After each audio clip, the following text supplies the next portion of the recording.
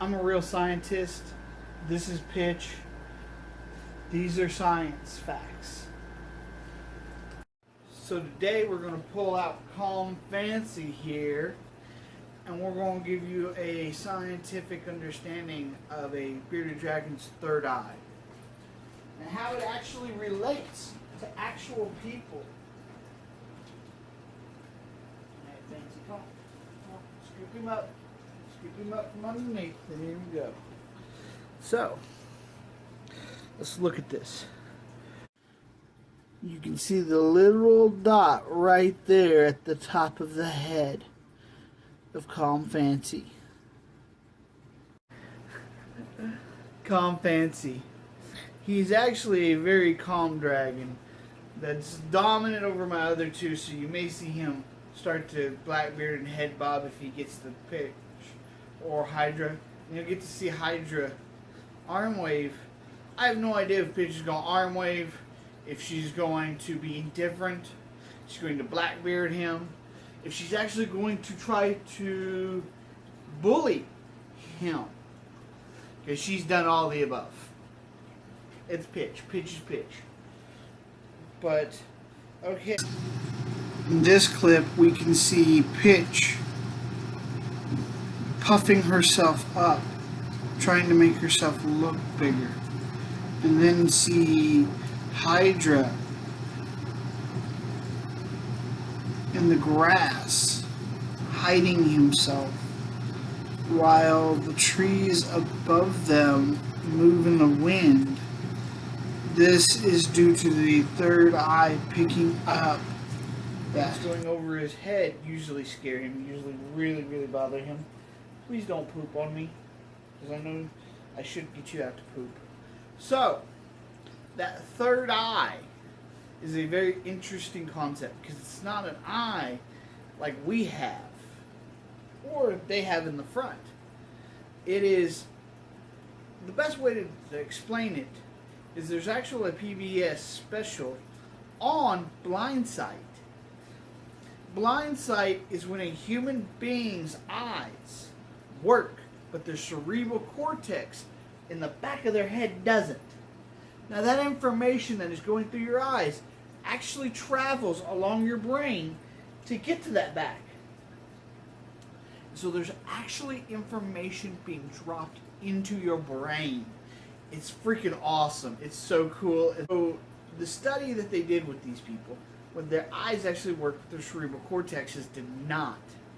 They actually were able to guess colors, shapes, shadows. There's actually a part of the human brain that actually does modeling. It's about right here. It's like the size of a quarter. So when somebody else yawns and you yawn, that's what part of your brain is working. It is actually from the eyes, and that information is actually being dropped into your brain and not going through your cerebral cortex. It's really a fascinating thing. Well, imagine these guys developed this third eye to do that same thing. So that information is literally being dropped into his brain. It's really quite fascinating. I love me some neuroscience. It's actually, I love neuroscience. There's so much that goes on through the brain. Now here's the catch with my dragons, personally. Spike, oh my god, that guy just get terrified of everything overhead. Calm Fancy, yeah, definitely a little extra here of getting terrified of things over his head. Hydra, not as much. Pitch, oh my god. Once again, I talk about Pitch and how just totally different she is. Oh, my bad, baby girl. My bad. We can actually look at her lips, and we can see that she has an overbite and an underbite. And that is from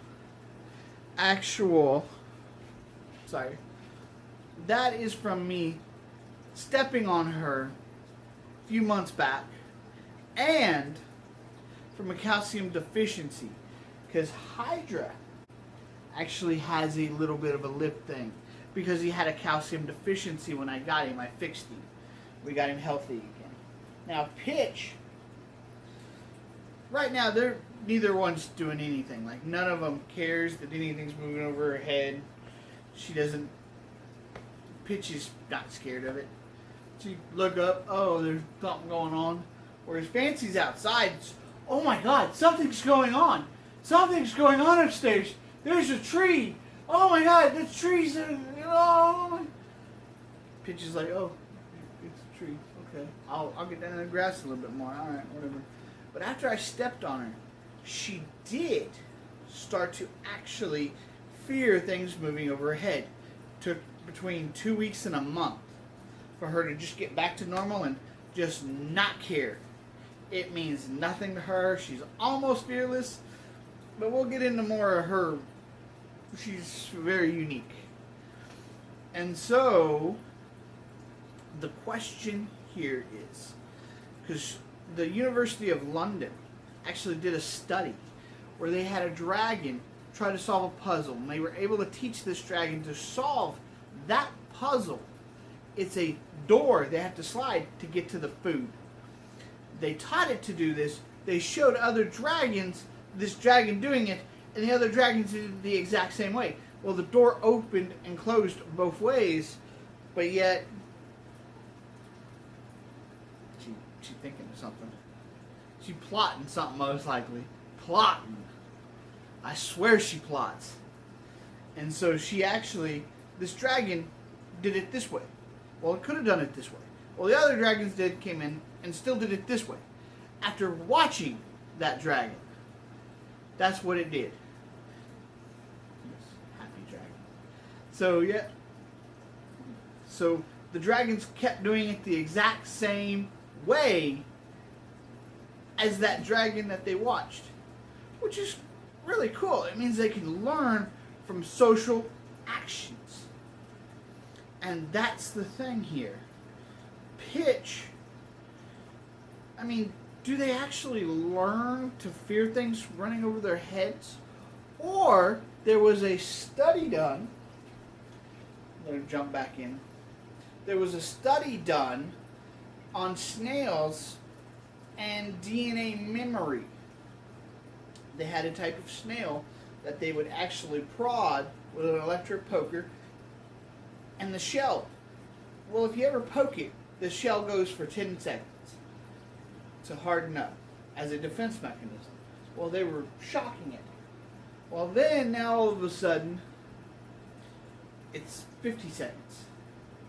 Well, they took a snail that had never been poked and actually moved the DNA from the one that had been into the snail that did. And that snail, when they shocked it, it was 40 seconds. That's really cool. That shows us that our DNA is actual memory. And this could be all the above for a dragon. They're social like. They learn from social, and they probably also have DNA memory. That's why the third eye is developed in the first place. DNA memory, the shadows overhead. So then if that's DNA programmed in, well, her and Spike may have been from the same clutch. They may not have been. I don't know. So why does one dragon that's the same age as the other fear more than the other? It's a very interesting question. And we'll get into more on dragon uncertainties and dragon insecurities and stuff later on. So you should go check out my video on the hypothesis of dragon changing colors. Click the video for my hypothesis on dragons changing colors. Like, share, subscribe.